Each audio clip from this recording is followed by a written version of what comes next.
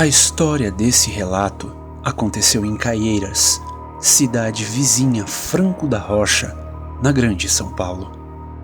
Nessa época, eu e algumas amigas frequentávamos uma discoteca chamada Rainbow, que, hoje em dia, não existe mais. Ficava no centro dessa cidade. Costumávamos ir tanto na matinê quanto à noite, nas sextas, sábados e domingos. Lá, encontrávamos nossos primos, que, até hoje, moram no bairro do Miraval.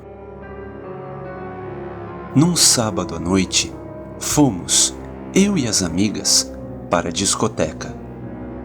Partimos de Franco da Rocha por volta das 22 horas e às 23 chegamos na porta do local, onde éramos esperadas por meus primos. Nessa noite estava muito cansada e, por volta da 1h30 da madrugada, um de meus primos estava indo embora para casa. Decidi acompanhá-lo. Sua casa ficava a uns 30 minutos da danceteria e seguimos a pé para ela. Até mesmo porque naquele horário não haveria transporte público disponível. Perguntei se poderia passar a noite em sua casa, pois estava, de fato, muito cansada. No dia seguinte, de manhã, seguiria para minha casa em Franco da Rocha. Se soubesse o que estava para acontecer, teria ficado em casa e não arredaria pé de lá.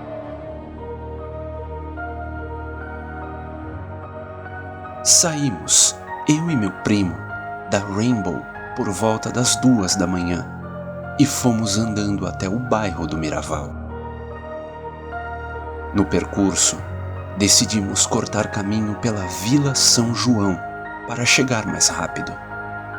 Na entrada desse bairro, seguimos por uma subida e, depois dela, alcançamos uma rua de uns 400 metros de extensão, cercada por uma mata densa, propriedade da empresa Melhoramentos Papéis de Caieiras.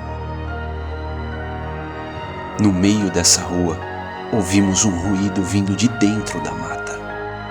Parecia vir de longe, pois escutávamos mato e galhos de árvores sendo quebrados e amassados.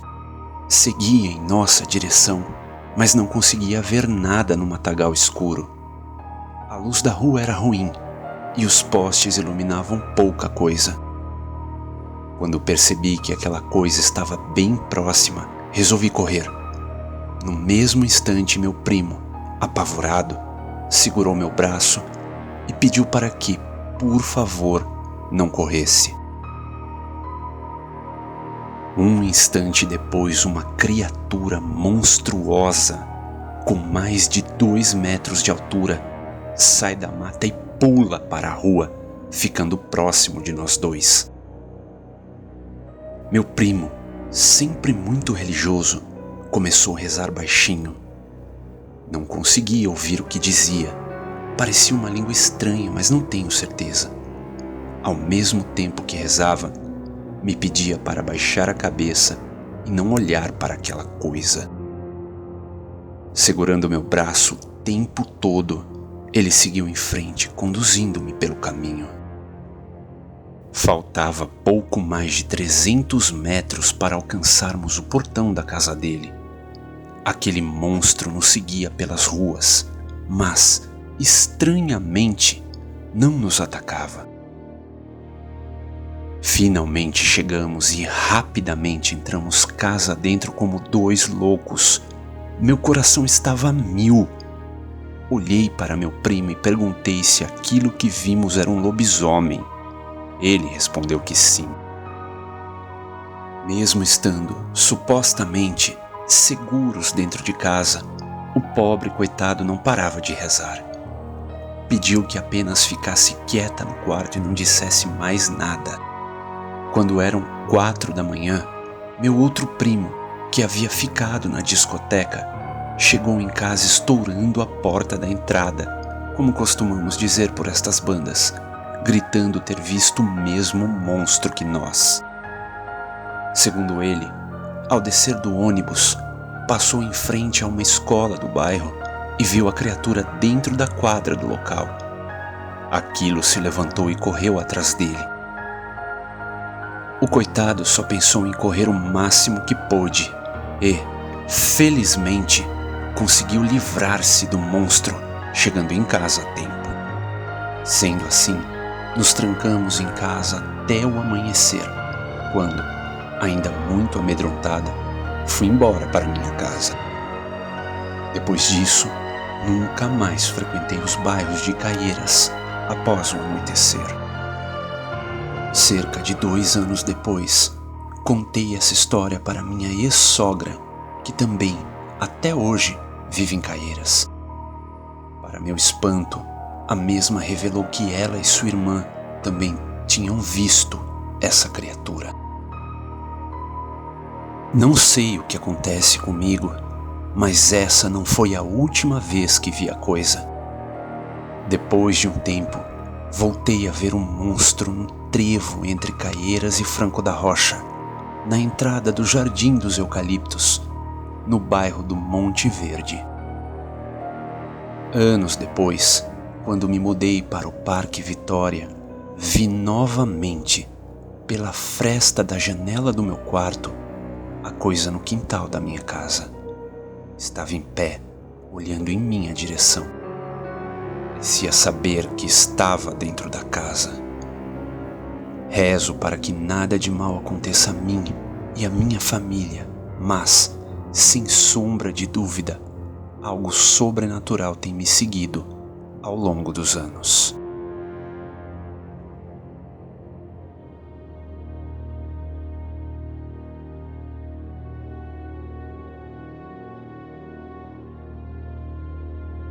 O relato que conto aconteceu comigo quando eu tinha 16 anos de idade, na cidade de Franco da Rocha, estado de São Paulo.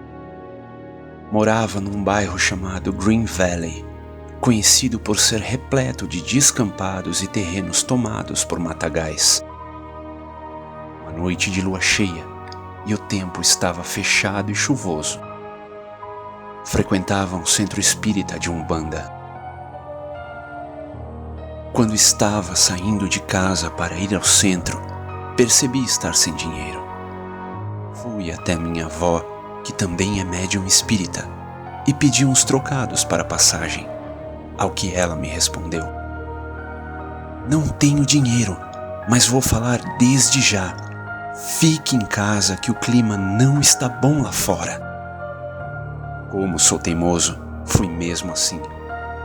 Os vizinhos já haviam relatado sobre aparições de lobisomem por lá e estava com medo, pois a rua em que caminhava só tinha fábricas abandonadas, campos de árvores e matagais densos em ambos os lados. Mas, finalmente, cheguei são e salvo ao terreiro. Segui normalmente com minha noite. Participei dos processos religiosos da casa e, quando estava indo embora, notei que estava chovendo. Voltei e pedi emprestado um guarda-chuva ao pai de santo. Já na rua, um pouco afastado, pude ouvi-lo aproximar-se de uma das médiuns espíritas e dizer: esta noite esse menino vai ver o que ele tem tanto medo." A médium respondeu: "Minha nossa, isso existe!" Quando ouvi aquilo, me arrependi de não ter ouvido os conselhos de minha avó. Com o coração na boca, fui embora e logo cheguei na rua deserta, cercada de matagais e fábricas vazias. Comecei a pedir proteção para as entidades e, com muito medo, segui em frente. Ao alcançar o fim dessa rua, notei que subia por ela um homem com um terço de rosário no pescoço. Ele, subitamente, parou, olhou para os lados do matagal e disse: "O que é isso que estou vendo? O que significa isso?" Esse desconhecido, aterrorizado, pegou o terço, fez o sinal da cruz e seguiu em frente. Logo mais adiante, ao chegar no local para onde o homem do terço olhou e se assustou, do outro lado da rua havia um outro homem fechando um bar. Ele gritou para mim: "Você é doido, moleque! Olha o lobisomem aí no mato!" Tão apavorado quanto o homem anterior, ele entrou em seu carro e desapareceu rua acima. Para ajudar, agora não haviam mais as luzes do farol de seu carro iluminando a rua escura. Quando olhei para trás, na quase total escuridão, pude ver um outro homem, dentro do terreno ao lado, transformando-se no que parecia ser um cachorro. Tinha pelos pretos e cinzentos, olhos vermelhos e orelhas pontudas que, conforme se contorcia, batiam umas nas outras. Dizem que lobisomens são barulhentos. Deve ser uma mentira, pois aquele apenas ficou parado, me olhando, enquanto seu rosto, aos poucos, tomava feições de lobo. Desesperado, corri para a rua próxima e segui rapidamente para casa, quase desmaiando de tanto pavor. Gritando por socorro, olhei para trás e vi que aquela coisa vinha correndo atrás de mim. Forcei meus limites e cheguei o mais rápido que pude em minha casa. Estourando os portões e a porta da cozinha, gritava: "Vó, abre essa porta! Socorro!" Quando ela abriu, entrei acelerado e fechei todos os trincos. Ao contar o que havia acontecido, minha avó chamou minha atenção. "Bem feito! Isso é para você aprender a obedecer quando te disser para ficar em casa. Amanhã a gente conversa." No dia seguinte, ela disse-me que o lobisomem só não me pegou porque os orixás haviam me protegido. Depois desse episódio, nunca mais na minha vida saí sozinho em noite de lua cheia.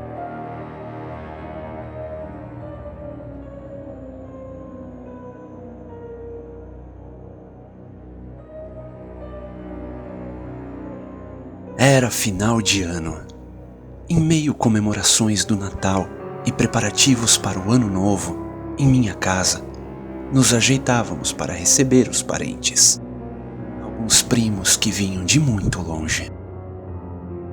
Quando, então, chegaram, foi bom revê-los e renovar os laços que unem uma família nessa época especial. Após a ceia, sentamos na sala e começamos a conversar sobre os mais variados assuntos, alguns dos quais quase sempre terminavam em risadas. Quase sempre. Alguém sugeriu a um de meus primos que contasse a história de um encontro que teve com um lobisomem, lá pelos lados do interior da Bahia. Ele estava reticente, mas, em meio a nossos apelos, cedeu e resolveu contar. Disse que em sua cidade, certa vez, apareceu um homem. Este alardeava aos 4 ventos que em uma determinada estrada que dava acesso à cidade, perto da meia-noite, tinha sido perseguido por um grande animal desconhecido. Uma mistura de cachorro com porco. Era todo preto, possuía orelhas enormes e corria apoiando-se nos cotovelos, enquanto seus antebraços ficavam erguidos, fazendo com que suas mãos ou patas batessem nas suas orelhas, produzindo um som característico: zum, zum, zum. Lobisomem foi como o sujeito chamou a coisa. Ninguém deu ouvidos ao homem. Fizeram pouco caso de sua história e não lhe deram atenção. Virou piada e riram de seu relato até que não se lembrassem mais dele. Meu primo não foi diferente. Desacreditou daquela conversa e só ouviu tempo suficiente para dar umas risadas. Deviam ter escutado o sujeito. Certa noite, meu primo precisou fazer uma viagem a trabalho. Dirigia um velho caminhão que estava lotado de carregamento, fazendo a viagem se tornar lenta e monótona. Tudo corria bem, até que, ao atingir a metade da estrada que levava de volta à cidade, o caminhão parou, desligou por completo. Nem mesmo as luzes dos faróis acendiam. A escuridão tomou conta de tudo. A pouca luz que havia vinha das estrelas e da lua que brilhava alta. Meu primo desceu do veículo para ver se conseguia realizar algum reparo que permitisse seguir viagem. Então ouviu o barulho. Zum, zum, zum. Era um som horrível e parecia se aproximar rapidamente. A memória da história do desconhecido lhe voltou à mente. Seria a criatura? Ele, amedrontado, resolveu olhar em direção à estrada atrás do caminhão. Viu algo grande e preto correndo numa velocidade espantosa em sua direção. Era o lobisomem. Deslocava-se exatamente da maneira que ouvira, usando os cotovelos dianteiros como apoio, impulsionado pelas patas traseiras, batendo com as mãos em suas enormes orelhas e produzindo aquele som pavoroso. Agindo por instinto, aproveitou-se de uma cerca ao lado da estrada e pulou para cima do caminhão no momento em que a criatura se lançou contra ele, errando o bote e chocando-se contra o veículo, fazendo-o chacoalhar bruscamente. A coisa tentava, a todo custo, subir no caminhão, arranhando a lataria com suas garras e rosnando selvagemente. Meu primo, em desespero, lembrou-se da faca na sua cintura, sacou a arma e tentou acertar o animal. Era inútil. Seu braço não era longo bastante para ferir a criatura. Felizmente, pôde impedir que conseguisse subir no caminhão. Frustrada, a fera parava sua investida e circundava o veículo, procurando uma outra forma de subir. Quando não encontrava e se enfurecia, investia novamente contra meu primo que, com sua faca, conseguia rechaçar o ataque. O impasse se estendeu noite adentro. Ambos, homem e fera, estavam cansados, mas nenhum dos dois cedia. Por horas a situação perdurou e meu primo já começava a perder as esperanças. Então os primeiros sinais do dia surgiram no horizonte. Antes que a luz do sol pudesse atingi-lo, o monstro disparou correndo pela estrada, deixando para trás apenas o som horrível de suas orelhas, que aos poucos foi sumindo até desaparecer completamente. Quando meu primo terminou a história, não pude tirá-la da cabeça, mesmo depois de todos voltarem para suas casas. Por dias fiquei com aquela imagem na mente. Imaginava a criatura correndo pela estrada atrás de mim, da mesma forma como perseguiu meu primo.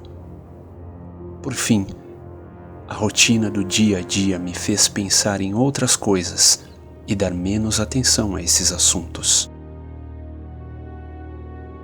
Pelo menos até de noite, quando punha a cabeça no travesseiro, fechava os olhos e, dos confins da escuridão, ouvia zum, zum, zum.